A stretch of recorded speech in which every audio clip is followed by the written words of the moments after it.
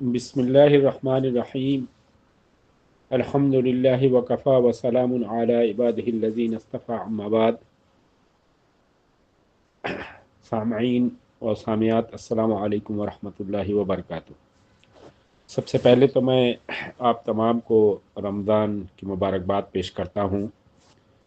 یہ اللہ رب العزت کا عظیم احسان اور کرم ہے کہ اللہ رب العزت نے ہماری زندگیوں میں پھر سے ایک بار رمضان کا مبارک مہینہ نصیب فرمایا۔ یقیناً یہ مہینہ اللہ کی برکتوں کے نزول کا مہینہ ہے۔ اس کا ایک ایک لمحہ، ایک ایک وقت نہایت ہی قیمتی ہے۔ اس لحاظ سے ہم سب کو اس مہینے میں بھرپور طریقے سے جو ہے اس کی برکتوں سے استفادہ کرتے ہوئے، اس کی برکتوں کو اپنے دامن میں سمیٹتے ہوئے اللہ رب العزت کا تقرب، اللہ رب العزت کی رضا حاصل کرنی چاہیے۔ اس مہینے کا ایک خاص تعلق قرآن مجید سے ہے۔ ہم سب کو معلوم ہے کہ یہ وہی مہینہ ہے جس میں اللہ رب العزت نے قرآن مجید کو نازل فرمایا۔ ایک بارگی جو لوح محفوظ سے بیت العزہ میں اللہ رب العزت نے اس رمضان کی ایک رات میں پورے قرآن کو نازل کیا، جس کا ذکر سورہ لیلۃ القدر میں آیا ہے، انا انزلناہ فی لیلۃ القدر۔ اور اسی طرح جو آیات سیام ہے اس میں بھی اللہ رب العزت نے ذکر کیا ہے، شہر رمضان الذی انزل فیہ القرآن۔ تو اس لحاظ سے اس مہینے میں ہمارا قرآن سے نہایت ہی گہرا تعلق ہونا چاہیے، اور یہ تعلق صرف تلاوت کی حد تک نہ ہو، بلکہ اس سے آگے بڑھ کر قرآن میں تفکر، تدبر، تذکر، اور پھر اس کے ذریعے جو ہے انمول موتی اپنی زندگیوں میں انمول موتی سے اپنی زندگیوں کو آراستہ کرنا، اور پھر ساتھ ساتھ جو ہے اس کے مطابق اپنی عملی دنیا کو بنانا، اور پھر اس پیغام کو اللہ کے بندوں تک پہنچانا، یہ ہماری ذمہ داری ہے۔ اس لحاظ سے جب ہم سیرت کا مطالعہ کرتے ہیں تو دیکھتے ہیں کہ اس مہینے میں خاص کر صحابہ کرام بھی قرآن کا مدارسہ کرتے تھے، قرآن کی خصوصی نشستیں قائم کرتے تھے، قیام میں جو ہے قرآن کی زیادہ سے زیادہ جو ہے وہ تلاوت کرتے تھے۔ خود اللہ کے نبی صلی اللہ علیہ وسلم کے بارے میں آتا ہے کہ اللہ کے نبی صلی اللہ علیہ وسلم جبریل امین کے ساتھ جو ہے اس رمضان کی ہر رات میں جو ہے قرآن کا مدارسہ کرتے تھے۔ ہر رات میں جبریل امین اللہ کے نبی صلی اللہ علیہ وسلم کے پاس آتے تھے، فیدارسہ القرآن، تو ان کے ساتھ جو ہے مل کر حضور پاک صلی اللہ علیہ وسلم قرآن کا مدارسہ کرتے تھے۔ الحمدللہ ان تمام خصوصیات اور ان تمام اہمیتوں کو سامنے رکھتے ہوئے آئی ایم اے نے بھی آپ کے لیے ایک خصوصی پلیٹ فارم کا انتظام کیا ہے، اور اس سال سے، اس رمضان سے ہم نے ایک نئے جو ہے سیشن کا آغاز کیا ہے کہ روزانہ انشاءاللہ العظیم قرآن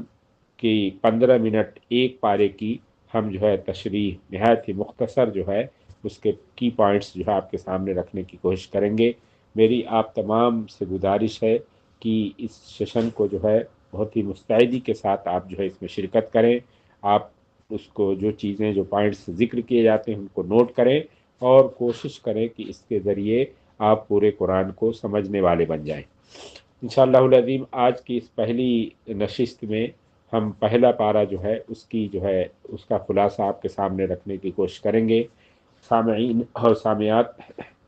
جو پہلا پارہ ہے اس میں ہم دیکھتے ہیں کہ 2 صورتیں، بلکہ ایک سورت تو کامل ہے، دوسری سورہ اس کے بعد جو ہے پھر تیسرے پارے میں جا کے وہ مکمل ہوتی ہے۔ تو یہ اس میں سورہ فاتحہ ہے اور اس کے بعد سورہ بقرہ ہے۔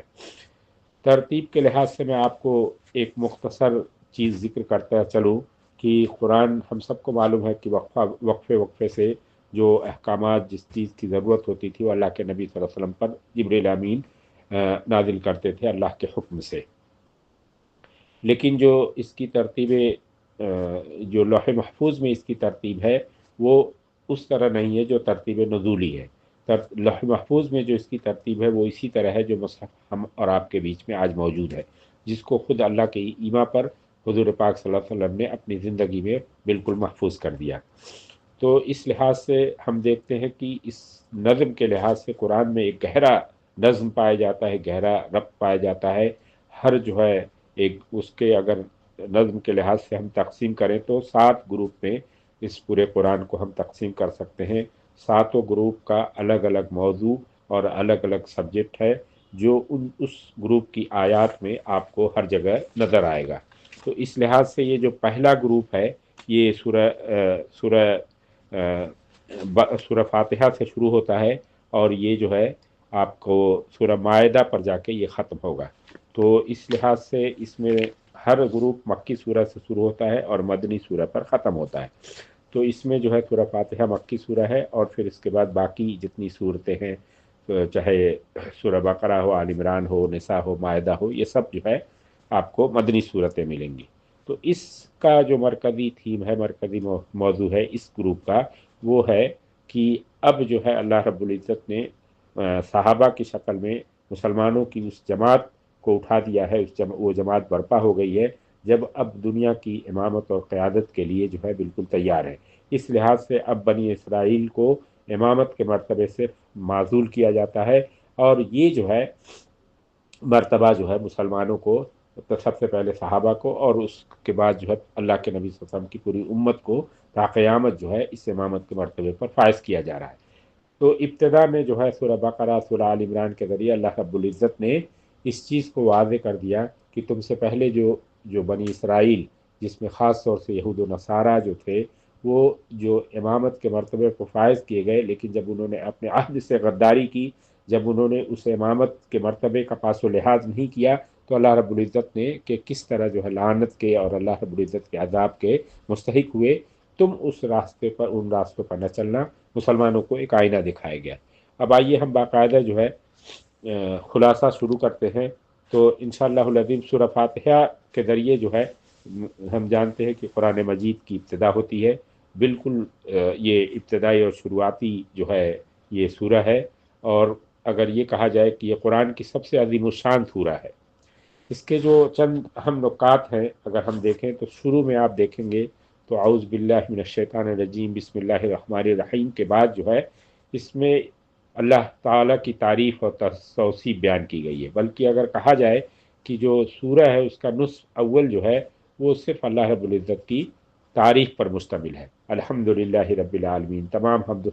सना जो अल्लाह के लिए है। अर्रहमानिर रहीम मालिक यौमिद्दीन, ये पूरा जो है अल्लाह की तारीफ़ पर मुश्तमिल है। फिर उसके बाद जो है जो आयत आती है उसमें अल्लाह की खालिस इबादत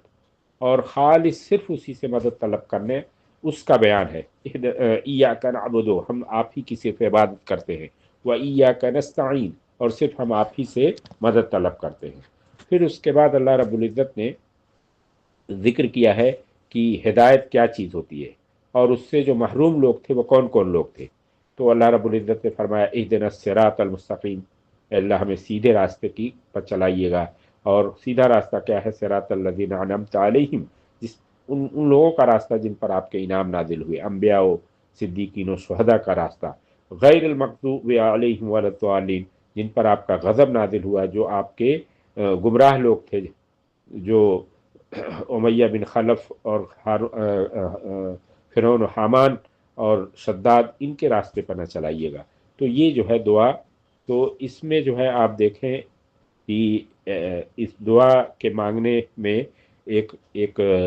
एक चीज़ का हम ख्याल रखें कि जब हम तकरीबन जो है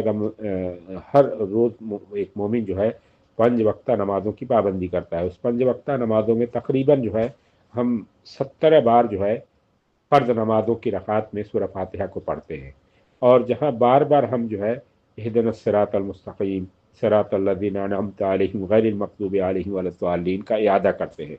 तो अब हमें जो है इस बात की कोशिश करनी चाहिए कि इसमें जो है हम ज़्यादा से ज़्यादा कुफ़ार की मुशाबहत, उनके तरीक़ों को इख्तियार करना, उनके पीछे चलना, इससे हमें इज्तनाब करना चाहिए। ये बिल्कुल ज़ेब नहीं देता कि हम रोज़ाना जो है अल्लाह से ये दुआ करें और उसके बाद जो है फिर उन्हीं से मुसाबहत इख्तियार करें। ये उन जिनसे हम पनाह चाहते हैं उन्हीं के रास्तों पर चलें हम। तो इसका हमें ख़ास एहतमाम करना चाहिए। इस सूरह के बारे में आता है कि ये सूरह बहुत ही अज़ीमुश्शान सूरह है। ये सूरह शिफा भी है, इसके ज़रिए शिफा भी होती है। इस सूरह को सूरह दुआ की सूरह कहते हैं। फिर एक रवायत में हज़रत अबू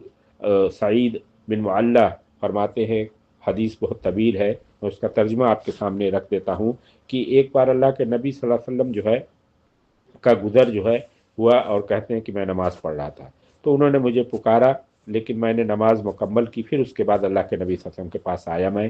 تو اللہ کے نبی صلی اللہ علیہ وسلم نے مجھ سے سوال کیا کہ ماں منع کا انت آتی، یعنی کہ کس چیز نے تمہیں روکا کہ میری پکار پر فوراً نہ آؤ؟ تو انہوں نے کہا کہ میں نماز پڑھ رہا تھا۔ تو اللہ کے نبی صلی اللہ علیہ وسلم نے متنبہ کیا، کیا متنبہ کیا؟ قرآن کی آیت پڑھی کہ یا ایھا الذین آمنوا استجیبوا للہ وللرسول، کہ جب اللہ اور اس کے رسول تمہیں پکارے تو تم جو ہے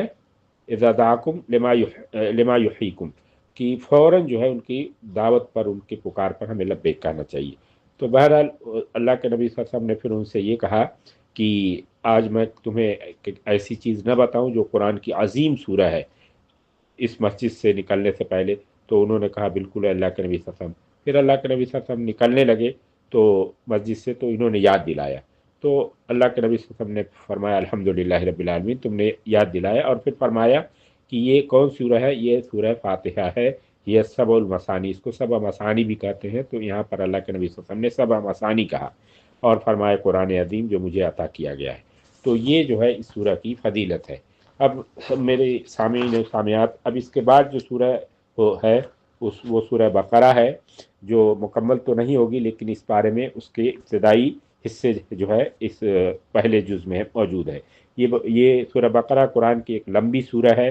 اور صحیح حدیث سے بے شمار اس کی فضیلتیں ثابت ہے۔ کہا جاتا ہے کہ سورہ بقرہ جس گھر میں پڑھی جاتی ہے وہاں شیطان نہیں آتا۔ سورہ بقرہ جو ہے کل قیامت میں سورہ بقرہ والا آل عمران جو ہے یہ اللہ رب العزت کے دربار میں بندوں کی شفاعت کریں گے۔ تو یہاں پر جو ہے انشاءاللہ العظیم جو ہے جن اہم مقاصد کا اس سورہ میں ذکر ہوا ہے، اس میں ایک مقصد یہ بھی ہے جس کا میں آپ کے سامنے ذکر کرتا چلوں، کہ اہل ایمان کے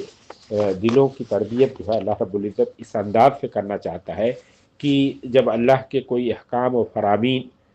فرامین آ جائیں، کوئی اللہ رب العزت حکم دے، خواہ وہ کتنا ہی سخت کیوں نہ ہو، خواہ وہ کتنا ہی زیادہ کیوں نہ ہو، ایک مومنانہ جو شان ہونی چاہیے وہ یہ کہ ہم فوراً سر تسلیم خم کر دیں۔ ہم جو ہے یہودیوں کی مشابہت اختیار کرنے سے بچیں، جن سے اللہ نے ایک گائے کی قربانی مانگی، امتحان لیا اللہ رب العزت نے، لیکن وہ نامراد ہوئے، جبکہ اس کے بالمقابل اس سورہ میں آپ دیکھیں پورے شریعت کے احکامات ہیں، اور بڑے بڑے احکامات ہیں۔ تو ہم دیکھتے ہیں کہ صحابہ کرام جو ہے مکمل طریقے سے سمعنا و اطعنا کے تحت جو ہے بالکل اللہ کے احکامات پر گامزن رہے، اور اس طرح وہ کامیابی سے ہمکنار ہوئے۔ تو سورہ بقرہ کے انہی احکامات کو دیکھتے ہوئے جب صحابہ کرام نے جو ہے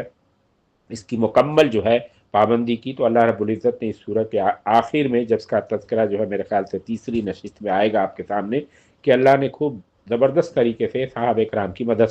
سرائی کی، جس کا ذکر آخری جو اس سورہ کی آیات ہے، آمن الرسول بما انزل الیہ من ربہ والمؤمنون کل آمن باللہ وملائکتہ وکتبہ، کہ یہ مومنین جو ہے وہ سب پر ایمان لاتے ہیں، لا نفرق بین احد من رسول، کسی کے درمیان کوئی فرق نہیں کرتے، اور ان کا طریقہ کیا ہوتا ہے؟ قالوا سمعنا، ہم نے سنا، واطعنا، اور ہم نے اطاعت کی، اللہ ہمیں معاف کر دیجیے گا۔ پھر اللہ رب العزت کہتا ہے کہ میں کسی بندے کو اس کے استطاعت سے زیادہ بوجھ نہیں اٹھاتا۔ پھر بھی یہ دعا سکھائی کہ ہمیں دعا کرنا چاہیے کہ اللہ ہماری جو غلطیاں جو بھول چوک میں ہوتی ہیں اس پر ہمارا مواخذہ نہ کیجیے گا، ہم پر جو ہے ہماری استطاعت سے زیادہ بوجھ نہ ڈالیے گا، اور اے اللہ رب العزت جیسے اس سے پہلے کے قوموں پر آپ نے جو ہے جو ان کی بدعمالیوں کو جیسے آپ نے ڈالے تھے، اے اللہ ہمیں معاف فرما دیجیے۔ تو اس طرح ہم دیکھتے ہیں کہ اللہ رب العزت کی یہ سنت رہی ہے کہ کبھی بھی کسی کو ضرورت سے زیادہ جو ہے، اس کی استطاعت سے زیادہ جو ہے اس کو نہ تو کسی آزمائش میں ڈالتا ہے، اور نہ ہی جو ہے کسی چیز کا مکلف بناتا ہے۔ اب یہ انسانی فطرت ہے کہ کوئی چیز کا مطالبہ ہوتا ہے تو وہ جو ہے پھر جو ہے واویلے مچانا لگتا ہے، لیکن اللہ رب العزت کا دین جو ہے بہت ہی آسان ہے۔ اب ہم آئیے دیکھتے ہیں کہ سورہ بقرہ کے جب ہم ابتدا میں دیکھتے ہیں تو ہمیں 3 قسم کے لوگوں کا اس میں ذکر ملتا ہے، ایک مومن، دوسرے کافر، اور تیسرے منافق۔ اور رسول اللہ صلی اللہ علیہ وسلم اور ان کی بعثت یعنی رسالت کے تئیں جو ان تینوں گروہوں کا موقف تھا، اور جو ان کا پھر عملی رویہ تھا، اس کا بھی تفصیلی ذکر ہے۔ خاص طور سے منافقین کا یہاں پر ہم کو تفصیلی ذکر اس پہلے پارے میں ملتا ہے، کیونکہ منافقین میرے सामीन और सामियात हम जानते हैं कि ये हमेशा जो है मख्फी अज़ाइम के साथ जो है अपनी ज़िंदगी गुजारते हैं। ये जब मोमिन मुसलमानों के पास जाते थे तो कहते थे कि नहनु माकुम, हम आपके साथ हैं। लेकिन जब जो है कुफ़ार के यहाँ जाते थे तो कहते थे कि हम तो उन्हें बेवकूफ़ बना रहे। तो ये मख्फी अज़ाइम जो थे ये नहायत ही मुसलमानों के लिए ख़तरनाक थे। तो इस लिहाज से जो है जो काफिर हैं ये काफिर और मोमिनीन के दरमियान छुप कर रहते थे, तो इसलिए इनके ख़तरे से आगाह किया गया और ख़ास तौर से हम और आपको भी मुतनब्बा किया गया कि इस मुनाफिकाना रविश से हम अपनी ज़िंदगियों को पाक करें। फिर उसके बाद जो है इस पहले पारे में हमको आदम व हव्वा अलैहिमुस्सलाम का किस्सा जो है, आदम अलैहिस्सलाम को इस रुए ज़मीन पर अल्लाह ने खलीफा जो बनाया उसका बहुत तफसीली तज़किरा अल्लाह रब्बुल इज़्ज़त ने किया है। अगर मैं ये कहूँ कि तरतीब के लिहाज से ये कुरान का पहला किस्सा है, तो गोया शुरू ही में अल्लाह ने ये पैगाम दे दिया और इस पैगाम के ज़रिए मुसलमानों को आगाह कर दिया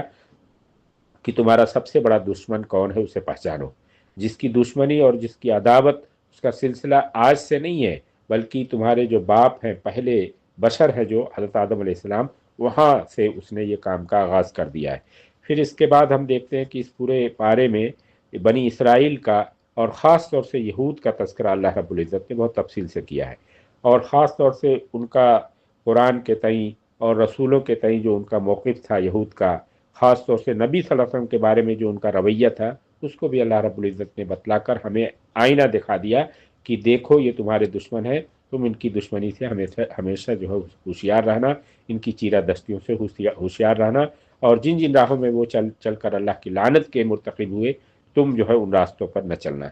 फिर इसमें मैंने जैसे पीछे जिक्र किया कि इस बारे में हमको गाय का किस्सा बहुत तफसील से मिलता है। इसमें एक उम्मत के लिए, हम सब के लिए पैगाम है कि अगर कोई भी अहकाम अल्लाह रब्बुल इज़्ज़त का हो तो हमें फ़ौरन जो है सरे तस्लीम खम कर देना चाहिए। हमें कभी भी जो है तरद्दुद का शिकार नहीं होना चाहिए, तरद्दुद का रास्ता नहीं इख्तियार करना चाहिए। एक मोमिन की शान ये होती है कि जब कोई अल्लाह का हुक्म आता है तो हज़रत इब्राहीम अलैहिस्सलाम की सुन्नत के अमल की तरह कि क़ाल अस्लमतु लिरब्बिल आलमीन, मैं अल्लाह रब्बुल इज़्ज़त के सामने अपने आप को सरेंडर करता हूँ। और यही तरीक़ा जो है हमारे सहाबा कराम का था, इसीलिए जैसा कि मैंने जिक्र किया कि अल्लाह रब्बुल इज़्ज़त ने उनकी मदद सराई की। फिर साथ साथ जो है इस पारे में फ़रिश्तों का और अम्बिया कराम का ज़िक्र अल्लाह रब्बुल इज़्ज़त ने किया है कि यहूदियों का रवैया उनके साथ कितना शर्मनाक रहा है, वो कितना दिल्लत आमेज़ रहा है, उसका तफसीली अल्लाह रब्बुल इज़्ज़त ने ज़िक्र किया है। फिर साथ साथ जो है यहाँ अल्लाह रब्बुल इज़्ज़त ने नसारा का ज़िक्र करते हुए कहा है कि जो मसाजिद में ज़िक्र इलाही पर पाबंदी आयद करते थे, मस्जिदों की वीरानी के लिए हमेशा जो है कोशा रहते थे, ये उनका शर्मनाक रवैया था और उनके स्याह करतूतों के एक हिस्से को अल्लाह रब्बुल इज़्ज़त ने यहाँ ज़िक्र किया और साथ साथ उनकी हिलाकत व बर्बादी जो है हुई, उसका भी ज़िक्र करते हुए कहा कि अगर तुमको जो है इससे बचना है मुसलमानों, तो तुम उनके नक्श कदम पर न चलना। कुरान ने कहा वमन अज़लमु मिम्मन मनअ मसाजिदल्लाहि अन युज़करा फ़ीहा इस्मुहु व सआ फ़ी ख़राबिहा उलाइका मा कान लहुम अन यदख़ुलूहा इल्ला ख़ाइफ़ीन। इस तरह जो है आगे पूरा उसका तज़किरा है। फिर इसके बाद जो है इस बारे में मस्जिद हराम उसका तज़किरा अल्लाह रब्बुल इज़्ज़त ने किया है, उसकी तामीर कैसे हुई। सैयदना इब्राहीम अलैहिस्सलाम और इस्माईल अलैहिस्सलाम इज़ यरफ़उ इब्राहीमुल क़वाइद मिनल बैत व इस्माईल रब्बना तक़ब्बल मिन्ना इन्नका अंतस समीउल अलीम। इस तरह अल्लाह रब्बुल इज़्ज़त ने उसका ज़िक्र करके उसके मकसद का भी ज़िक्र किया। फिर साथ साथ जो है हमें सैयदना इब्राहीम अलैहिस्सलाम को जिस तरह अल्लाह रब्बुल इज़्ज़त ने इमामत के मर्तबे पर फाइज़ किया और उसका अल्लाह रब्बुल इज़्ज़त ने ज़िक्र किया व इज़ इब्तला इब्राहीम रब्बहु बिकलिमातिन फ़अतम्महुन्ना क़ाल इन्नी जाइलुका लिन्नासि इमामा, कि जब इब्राहिम से हमने चंद इम्तिहान लिए और उसने इम्तिहान को पूरा किया तो अल्लाह रब्बुल इज़्ज़त ने कहा कि अब हम आपको दुनिया की इमामत देने वाले हैं। तो अल्लाह रब्बुल वो फ़ौरन जो है सवाल करते हैं कि क्या जो है ये जो है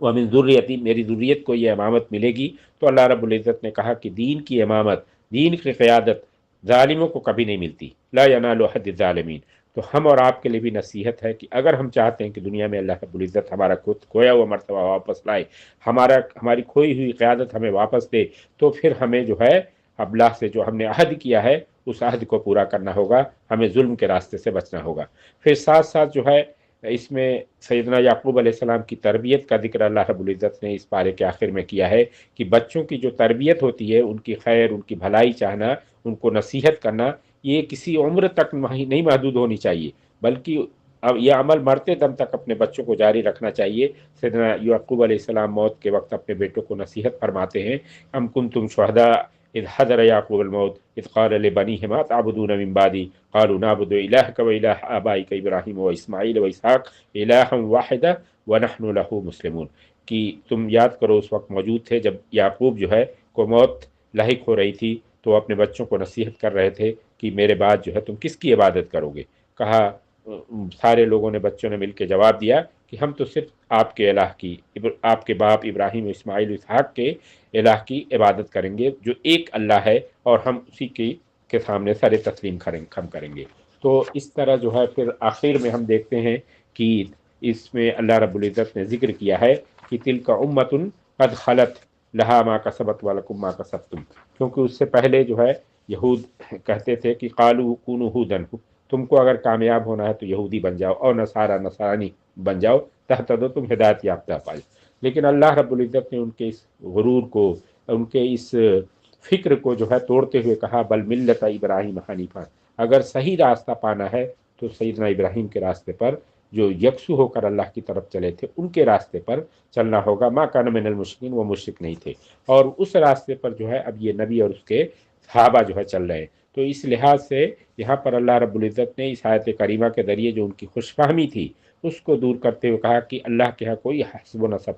کوئی نیک تمہارے آبا و اجداد ہیں، ان کے سہارے جو ہے زندگی گزارنا، ان کے سہارے جو تم آخرت میں کامیاب ہو جاؤ گے، یہ جو ہے تمہاری خوش فہمی ہے۔ اللہ رب العزت کے ہاں اس کا کوئی فائدہ نہیں ہوتا۔ اللہ رب العزت صرف جو ہے تمہارے اعمال اور تمہارے ایکشن دیکھتا ہے۔ وہاں حسب و نسب میں تم ابراہیم علیہ السلام یا محمد سے تمہارا سلسلہ ملتا ہو، اللہ کے ہاں جو ہے اس کا کوئی اعتبار نہیں ہے۔ تو اللہ رب العزت سے میری دعا ہے کہ اللہ رب العزت جو ہے یہ جو ہے آج پہلے ہی پارے کا خلاصہ بیان ہوا، تھوڑی سی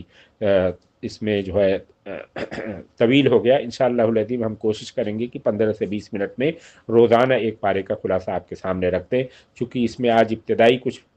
باتیں بھی تھیں، تو اس لحاظ سے تقریباً یہ 20 منٹ سے کچھ زائد ہوا، لیکن انشاءاللہ العظیم 20 منٹ کے اندر ہم روزانہ آپ کو ایک پارے کا خلاصہ اس ترتیب اور اس نقاط کی شکل میں دیں گے۔ تو آپ کوشش کیجئے کہ اس مجلس کا دائرہ بڑھے، اس سیشن کا دائرہ بڑھے، زیادہ سے زیادہ آپ بھی شرکت کریں اور لوگوں کو بھی اس میں شرکت کی دعوت دیں۔ اللہ رب العزت ہم سب کو جو ہے قرآن کو سیکھنے اور اسے اپنے عملی زندگیوں میں لانے اور اسے دنیا کو پہنچانے کی توفیق عطا فرمائے۔ ربنا تقبل منا انک انت السمیع العلیم وتب علینا انک انت التواب الرحیم۔